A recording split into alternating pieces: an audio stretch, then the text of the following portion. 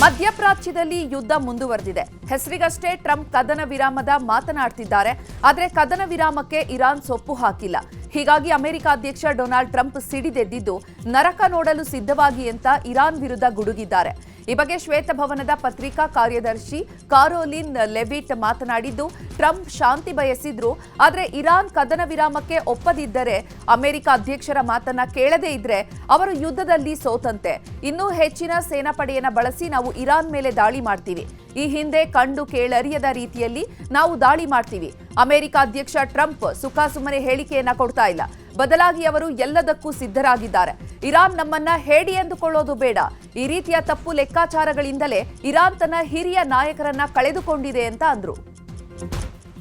President Trump does not bluff, and he is prepared to unleash hell. Iran should not miscalculate again. Their last miscalculation cost them their senior leadership, their navy, their air force, and their air defense system. Any violence beyond this point will be because the Iranian regime refused to understand they have already been defeated and Iran-Israel war ಮಧ್ಯೆ America ಅಧ್ಯಕ್ಷ Donald Trump ಕದನ ವಿರಾಮದ ಮಾತನಾಡ್ತಿದ್ದಾರೆ. ಕದನ ವಿರಾಮಕ್ಕೆ ಇರಾನ್ಗೆ ಆಹ್ವಾನವನ್ನ ನೀಡಿದ್ರು. ಈ ಆಹ್ವಾನವನ್ನ Iran ನಿರಾಕರಿಸಿದೆ. 15 ಷರತ್ತುಗಳನ್ನು ವಿಧಿಸಿ ಅಮೆರಿಕ ಕದನ ವಿರಾಮಕ್ಕೆ ಆಹ್ವಾನಿಸಿತ್ತು. ಆದರೆ ಇದ್ಯಾವುದಕ್ಕೂ ಇರಾನ್ ಕ್ಯಾರೆ ಅಂದಿಲ್ಲ. ಇರಾನ್ನ ಮಾತುಗಳಿಗೆ ನೀವು ಒಪ್ಪಿದ್ರೆ ಮಾತ್ರ ಯುದ್ಧ ನಿಲ್ಲಲಿದೆ. ಇರಾನ್ ಹೇಳುವಂತಹ ಮಾತುಗಳನ್ನ ನೀವು ಕೇಳದೇ ಇದ್ರೆ ಈ ಕದನ ನಿಲ್ಲಲ್ಲ ಅಂತ ಇರಾನ್ ಕಟುವಾಗಿಯೇ ಪ್ರತಿಕ್ರಿಯೆ ನೀಡಿದೆ. ಇರಾನ್ ಯುದ್ಧ ನಿಲ್ಲಿಸಬೇಕು ಅಂತ ಅನ್ನಿಸಿದಾಗ ಮಾತ್ರ ಯುದ್ಧ ನಿಲ್ಲಲಿದೆ. ಟ್ರಂಪ್ಗೆ ಬೇಕಾದಾಗ ನಾವು ಯುದ್ಧ ನಿಲ್ಲಿಸಲು ತಯಾರಿಲ್ಲ ಅಂತ ಇರಾನ್ ಸ್ಪಷ್ಟಪಡಿಸಿದೆ. ಇರಾನ್-ಇಸ್ರೇಲ್ ನಡುವಿನ ಯುದ್ಧದಲ್ಲಿ ಅಮೆರಿಕ ಅಧ್ಯಕ್ಷ ಡೊನಾಲ್ಡ್ ಟ್ರಂಪ್ ತೈಲ ಘಟಕಗಳು, ಅನಿಲ ಸ್ಥಾವರಗಳನ್ನ ಯುದ್ಧದಲ್ಲಿ ಟಾರ್ಗೆಟ್ ಮಾಡಬೇಡಿ ಅಂತ ಅಂದಿದ್ರು. ಆದರೆ ಇರಾನ್-ಇಸ್ರೇಲ್ ದಾಳಿ ಮುಂದುವರಿಸಿದೆ.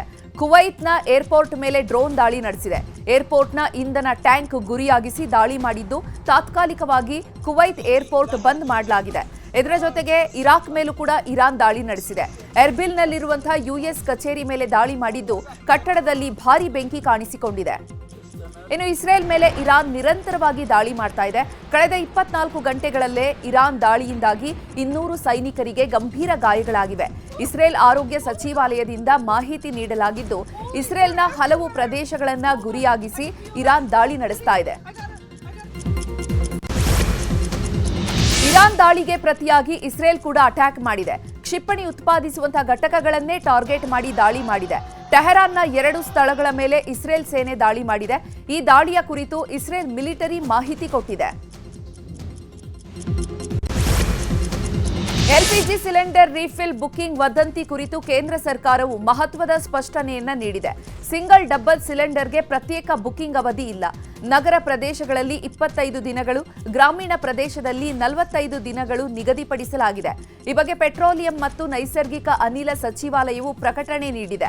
ಆದರೆ ಎಲ್ಪಿಜಿ ಕಂಪನಿಗಳು ಮಾತ್ರ 35 ದಿನಗಳವರೆಗೆ ಸಿಲಿಂಡರ್ ಬುಕಿಂಗ್ ಮಾಡಲು ಸಾಧ್ಯವಿಲ್ಲ ಅಂತ ಗ್ರಾಹಕರಿಗೆ ಸಂದೇಶವನ್ನ ಕಳಿಸುತ್ತಿದ್ದಾರೆ. ಇದು ಈಗ ಗ್ರಾಹಕರಿಗೆ ಗೊಂದಲ ಉಂಟು ಮಾಡಿದೆ. ಕೇಂದ್ರ ಸರ್ಕಾರ ಪಿಎನ್ಜಿ ಸಂಪರ್ಕ ಇರುವಂತಹ ನಗರಗಳಲ್ಲಿ ಮನೆಗಳಿಗೆ ಎಲ್ಪಿಜಿಯನ್ನ ಪೂರೈಸ್ತಾ ಇದೆ. ಈಗ ಮನೆ ಮನೆಗೂ ಪೈಪ್ಲೈನ್ ಗ್ಯಾಸ್ ಸಂಪರ್ಕ ಪಡೆಯುವಂತೆ ಅಧಿಸೂಚನೆ ಹೊರಡಿಸಿದೆ.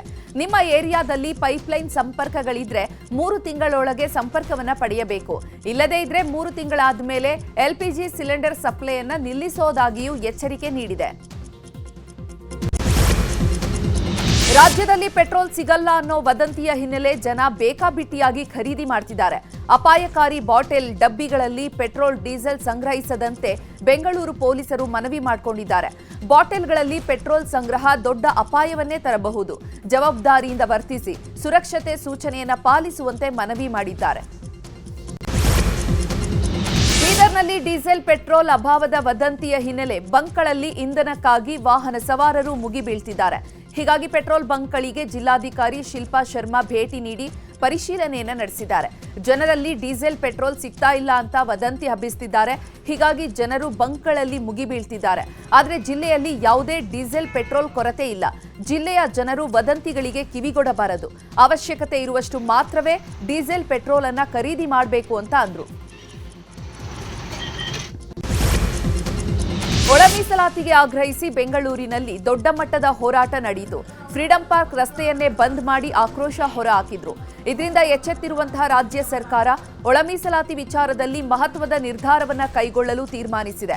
ಇವತ್ತು ಸಚಿವ ಸಂಪುಟ ಸಭೆ ನಡೆಯಲಿದ್ದು ಮಹತ್ವದ ನಿರ್ಧಾರ ಹೊರಬೀಳಬಹುದು.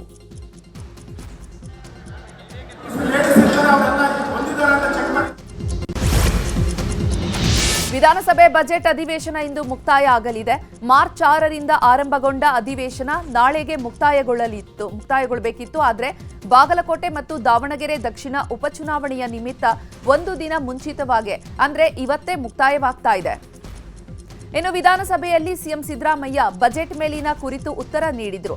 ಈ ವೇಳೆ ಕುರ್ಚಿ ವಿಚಾರವಾಗಿಯೂ ಕೂಡ ವಿಪಕ್ಷಗಳು ಪ್ರಸ್ತಾಪ ಮಾಡಿದ್ದು, ಇದಕ್ಕೆ ಸಿಎಂ ಸಿದ್ದರಾಮಯ್ಯ ಕೌಂಟರ್ ಕೊಟ್ಟಿದ್ದಾರೆ. ಹೈಕಮಾಂಡ್ ಹೇಳುವವರೆಗೂ ನಾನೇ ಸಿಎಂ ಅಂದಿದ್ದಾರೆ. ಈ ವೇಳೆ ಡಿಕೆಶಿ ಸಿಎಂ ಆದ್ರೆ ಖುಷಿ ಅಂತ ಹೇಳಿ ಅಂತ ಬಿಜೆಪಿ ನಾಯಕರು ಕೇಳಿದ್ರು. ಇದಕ್ಕೆ ಸಿಎಂ ನಮ್ಮಲ್ಲಿ 224 ಜನರಿದ್ದಾರೆ, ಎಲ್ಲರೂ ಹರ್ಹರೆ, ಯಾರೇ ಸಿಎಂ ಆದ್ರೂ ಕೂಡ ಖುಷಿಯಾಗುತ್ತೆ ಅಂದಿದ್ದಾರೆ. ಬಜೆಟ್ ನೀವೇ ಮಂಡಿಸ್ಬೇಕಲ್ಲ, ಇನ್ನ ಒಂದು ವರ್ಷ ಟೈಮ್ ಐತೆ, ಆರಾಮ್ಸಾಗ್ಬೋದು. ಇನ್ನ ಒಂದು ವರ್ಷ ಆಯ್ತಲ್ಲ ನೋಡಪ್ಪ, ಇನ್ನು 2 ಬಜೆಟ್ಗಳನ್ನ ಮಂಡಿಸಬೇಕು. ನಮ್ಮ ಸರ್ಕಾರ ಮಂಡಿಸುತ್ತೆ. 28ರವರೆಗೂ ನಾವೇ ಅಧಿಕಾರದಲ್ಲಿ. ಇನ್ನು 2 ಬಜೆಟ್ ಅನ್ನ ನಮ್ಮ ಸರ್ಕಾರವೇ ಮಂಡಿಸುತ್ತದೆ. 2028ರವರೆಗೆ ನಾವೇ ಅಧಿಕಾರದಲ್ಲಿ ಇರ್ತೇವೆ. ಹೈಕಮಾಂಡ್ ಹೇಳಿದ್ರೆ ನಾನೇ ಬಜೆಟ್ ಮಂಡಿಸ್ತೇನೆ ಅಂದಿದ್ದಾರೆ. ಇನ್ನು ವಿಧಾನಸಭೆಯಲ್ಲಿ ಅನುದಾನದ ವಿಚಾರವಾಗಿ ಸಿಎಂ ಸಿದ್ದರಾಮಯ್ಯ ಕೇಂದ್ರ ಸರ್ಕಾರದ ವಿರುದ್ಧ ವಾಗ್ದಾಳಿ ನಡೆಸಿದ್ರು. ಕೇಂದ್ರ ಸರ್ಕಾರದಿಂದ ರಾಜ್ಯ ಸರ್ಕಾರಕ್ಕೆ ಪದೇ ಪದೇ ಮೋಸ ಆಗ್ತಾ ಇದೆ. ಹಣಕಾಸು ಆಯೋಗ, ಬಜೆಟ್ ಅನುದಾನ ಹಂಚಿಕೆ, ಜಿಎಸ್ಟಿ ಪಾಲಿನಲ್ಲೂ ಕೂಡ ಅನ್ಯಾಯ ಆಗ್ತಾ ಇದೆ. ಭದ್ರಾ ಮೇಲ್ದಂಡೆ ಯೋಜನೆಗೆ 5,300 ಕೋಟಿ ಕೊಡ್ತೇವೆ ಅಂತ ಅಂದ್ರೂ ಕೊಡ್ಲಿಲ್ಲ. 11,495 ಕೋಟಿ ವಿಶೇಷ ಅನುದಾನ ಕೊಟ್ಟೇ ಇಲ್ಲ. ನಮ್ಮ ತೆರಿಗೆ ನಮ್ಮ ಹಕ್ಕು, ಹೋರಾಟವನ್ನ ಮಾಡೋದು ಅನಿವಾರ್ಯ ಅಂತ ಸಿಎಂ ಹೇಳಿದ್ದಾರೆ. ನಮ್ಮ ಹಕ್ಕು, ನಮ್ಮ ತೆರಿಗೆ ನಮ್ಮ ಹಕ್ಕು. ಇದಕ್ಕೋಸ್ಕರ ಡೆಲ್ಲಿ ಕರ್ಕೊಂಡೋಗಿ ನಮ್ಮ ಎಲ್ಲ ಮಾನ್ಯ MLAಗಳನ್ನೆಲ್ಲ ಕರ್ಕೊಂಡೋಗಿ ಚಳುವಳಿ ಮಾಡೋದು, ಪ್ರತಿಭಟನೆ ಮಾಡೋದು. ನಮ್ಮ ತೆರಿಗೆ ನಮ್ಮ ಹಕ್ಕು 11,495 ಕೋಟಿ ಬರಬೇಕಾಗಿತ್ತು, ಬರಲಿಲ್ಲ. ಅದಕ್ಕೋಸ್ಕರ ನಮ್ಮ ಹೋರಾಟ ಮಾಡ್ತೀವೋ ಹೊರತು, ನ್ಯಾಯಯುತವಾಗಿ ಮಾಡ್ತಾ ಇದ್ದೀವೋ ಹೊರತು ಸುಮ್ಮನೆ ಮಾಡೋದಿಲ್ಲ. ಅದಕ್ಕೆ ಈ ಬಜೆಟ್ ಸೆಷನ್ ಎಲ್ಲ ಆದ್ಮೇಲೆ ಒಂದ್ಸರಿ ಹೋಗೋಣ, ಎಲ್ಲ ಒಟ್ಟಿಗೆ, ನಾನು ನೀವು ಎಲ್ಲ JDSನವರು ನಾವೆಲ್ಲ ಒಟ್ಟಿಗೆ ಹೋಗೋಣ, ಹೋಗಿ ನಿಮ್ಮ ನಾಯಕತ್ವದಲ್ಲಿ ಹೋಗೋಣ.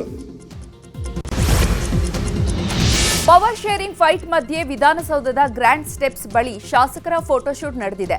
ಸ್ಪೀಕರ್, ಸಿಎಂ, ಡಿಸಿಎಂ ಸೇರಿ ಶಾಸಕರು ಫೋಟೋಶೂಟ್ನಲ್ಲಿ ಭಾಗಿಯಾಗಿದ್ರು. ಸರ್ಕಾರದ ಅವಧಿಯ ಕೊನೆಯ ಅಧಿವೇಶನದಲ್ಲಿ ಫೋಟೋಶೂಟ್ ಮಾಡಿಸಲಾಗ್ತಾ ಇತ್ತು.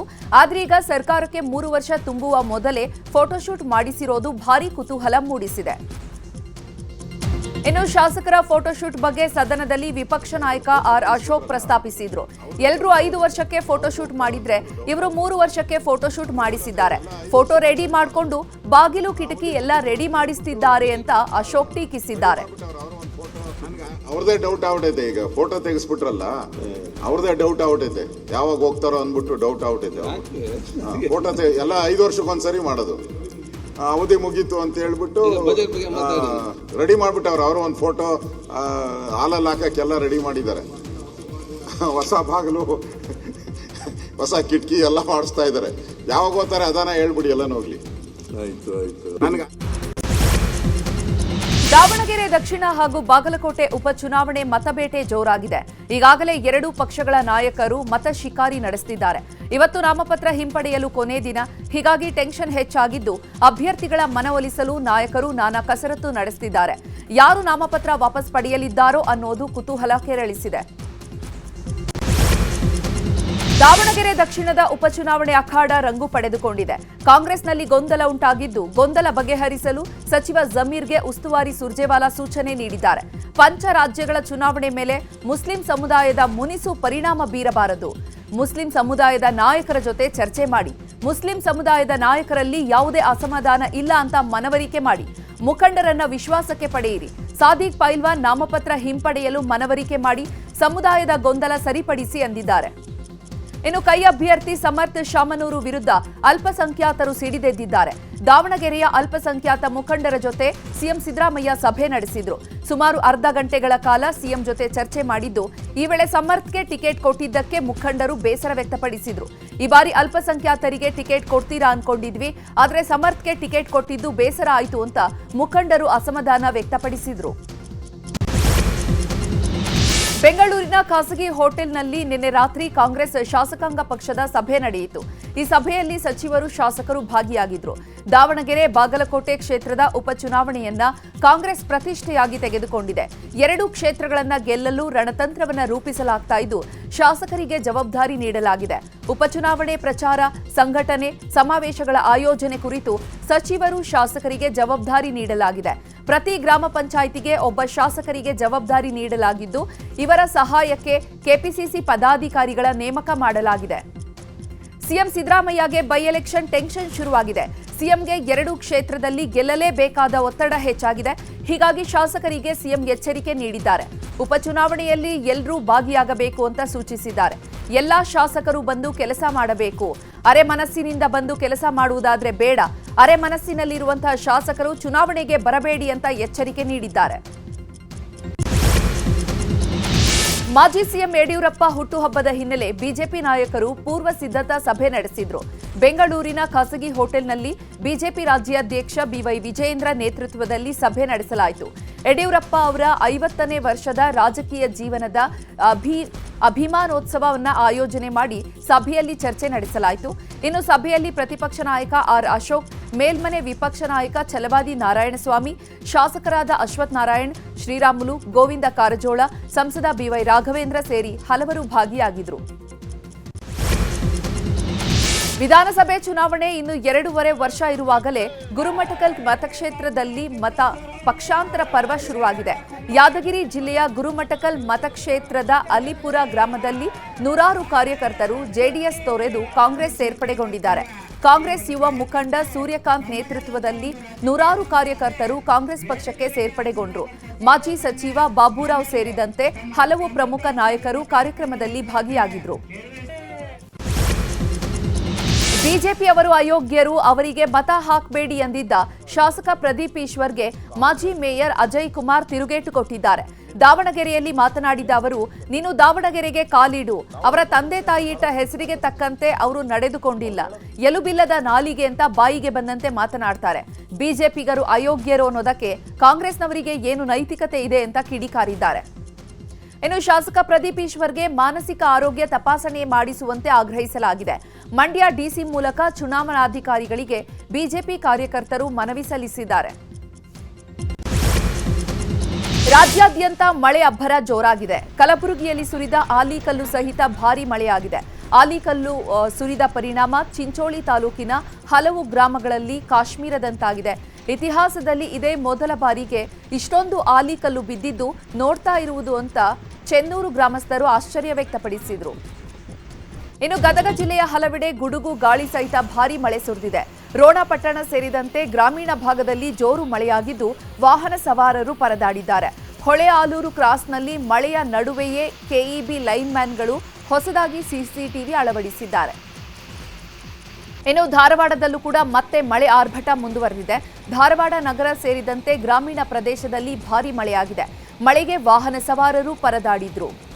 ಹಾವೇರಿ ಜಿಲ್ಲೆಯ ಬ್ಯಾಡಗಿಯಲ್ಲಿ ಬಿರುಗಾಳಿ ಸಹಿತ ಮಳೆ ಸುರಿದಿದೆ.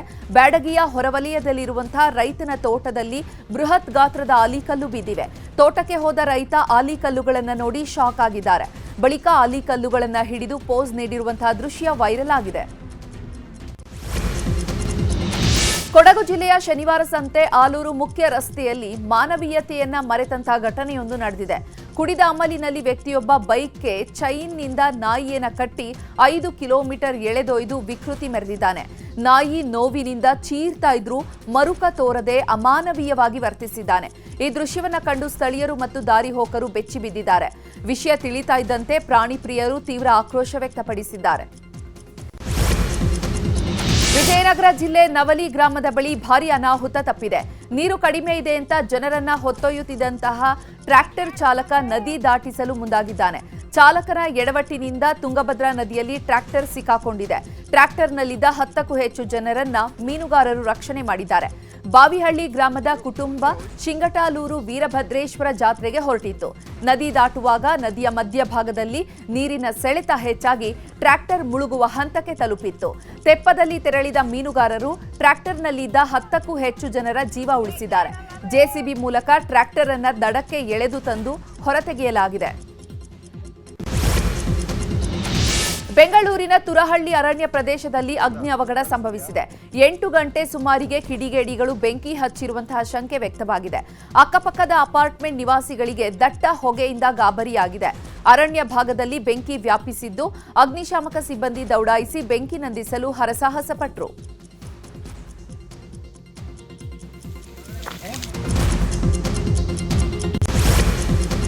ರಾಮನವಮಿ ಉತ್ಸವದ ಅಂಗವಾಗಿ ಕಲಬುರಗಿ ನಗರದಲ್ಲಿ ಪೊಲೀಸರು ರೂಟ್ ಮಾರ್ಚ್ ನಡೆಸಿದ್ದಾರೆ. ಅಹಿತಕರ ಘಟನೆಗಳು ನಡೆಯದಂತೆ ಮುಂಜಾಗ್ರತಾ ಕ್ರಮವಾಗಿ ನಗರ ಪೊಲೀಸ್ ಇಲಾಖೆ ಪಥಸಂಚಲನ ನಡೆಸಿತು. ನಗರದ ಆಳಂದ ಚೆಕ್ಪೋಸ್ಟ್ನಿಂದ ಶಹಬಜಾರ್ ಮತ್ತು ಜಗತ್ ಸರ್ಕಲ್, ಏಷಿಯನ್ ಮಾಲ್ ಮಾರ್ಗವಾಗಿ ಸೂಪರ್ ಮಾರ್ಕೆಟ್ವರೆಗೆ ರೂಟ್ ಮಾರ್ಚ್ ನಡೆಸಲಾಗಿದೆ. ವಿವಿಧ ಹಿಂದೂಪರ ಸಂಘಟನೆಗಳು ರಾಮನವಮಿ ಅಂಗವಾಗಿ ರಾಮನ ಭವ್ಯ ಮೂರ್ತಿಯೊಂದಿಗೆ ಬೃಹತ್ ಶೋಭಾಯಾತ್ರೆಯನ್ನು ನಡೆಸಲಿದ್ದಾರೆ. ಭದ್ರತೆಗಾಗಿ 6 ಜನ ಎಸಿಪಿ, 15 ಸಿಪಿಐ ಸೇರಿದಂತೆ 500ಕ್ಕೂ ಹೆಚ್ಚು ಪೊಲೀಸರನ್ನ ನಿಯೋಜಿಸಲಾಗಿದೆ. ಚಾಮರಾಜನಗರ ಜಿಲ್ಲೆಯಲ್ಲಿ ಕಾಡಾನೆ ಹಾವಳಿ ಹೆಚ್ಚಾಗಿದೆ. ಮಲೆದೇವನಹಳ್ಳಿ ಮತ್ತು ಹೊಂಡರಬಾಳು ಗ್ರಾಮದ ಜಮೀನುಗಳಲ್ಲಿ ಕಾಡಾನೆ ಉಪಟಳ ಜೋರಾಗಿದೆ. ರಾತ್ರಿ ಆಗ್ತಾ ಇದ್ದಂತೆ ಲಗ್ಗೆ ಇಡುವಂತಹ ಕಾಡಾನೆಗಳು ಬೆಳೆ ಹಾನಿ ಮಾಡ್ತಾ ಇವೆ. ಕಾಡಾನೆ ಹಾವಳಿ ತಪ್ಪಿಸುವಂತೆ ರೈತರು ಆಗ್ರಹಿಸಿದ್ದಾರೆ.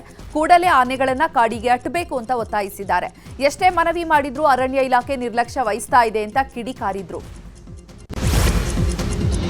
ಕೊಪ್ಪಳ ಜಿಲ್ಲೆಯ ಆರಾಧ್ಯ ದೇವಿ ಶಕ್ತಿ ದೇವತೆಗಳಲ್ಲಿ ಒಂದಾಗಿರುವಂತಹ ಹುಲಿಗಿ ಗ್ರಾಮದ ಹುಲಿಗೆಮ್ಮ ದೇಗುಲದ ಹುಂಡಿ ಎಣಿಕೆ ಕಾರ್ಯ ನಡೆಸಲಾಯಿತು.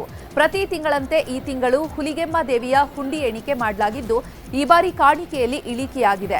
ಕಳೆದ 35 ದಿನಗಳಲ್ಲಿ ಬರೋಬ್ಬರಿ 68 ಲಕ್ಷ ಕಾಣಿಕೆ ಸಂಗ್ರಹ ಆಗಿದೆ. 86 ಗ್ರಾಂ ಬಂಗಾರ, 3 ಕೆಜಿ 800 ಗ್ರಾಂ ಬೆಳ್ಳಿಯನ್ನ ಭಕ್ತರು ದೇವಿಗೆ ಸಲ್ಲಿಸಿದ್ದಾರೆ. ಕಳೆದ ತಿಂಗಳು ಫೆಬ್ರವರಿ 18ರಂದು ಹುಂಡಿ ಎಣಿಕೆಯಲ್ಲಿ 1,18,41,000 ರೂಪಾಯಿ ಭಕ್ತರು ಕಾಣಿಕೆಯಾಗಿ ನೀಡಿದ್ರು. ಆದರೆ ಈ ಬಾರಿ ಕಾಣಿಕೆಯಲ್ಲಿ ಸಾಕಷ್ಟು ಪ್ರಮಾಣದಲ್ಲಿ ಇಳಿಕೆ ಕಂಡು ಬಂದಿದೆ. ಪ್ರಸ್ತುತ ಇರುವ 543 ಲೋಕಸಭಾ ಸ್ಥಾನಗಳನ್ನು ಬರೋಬ್ಬರಿ 816ಕ್ಕೆ ಹೆಚ್ಚಿಸಲು ಕೇಂದ್ರ ಸರ್ಕಾರ ಮುಂದಾಗಿದೆ. ಕರ್ನಾಟಕದಲ್ಲಿರುವ 28 ಲೋಕಸಭಾ ಕ್ಷೇತ್ರಗಳು 42ಕ್ಕೆ ಹೆಚ್ಚುವಂತಹ ಸಾಧ್ಯತೆ ಇದೆ.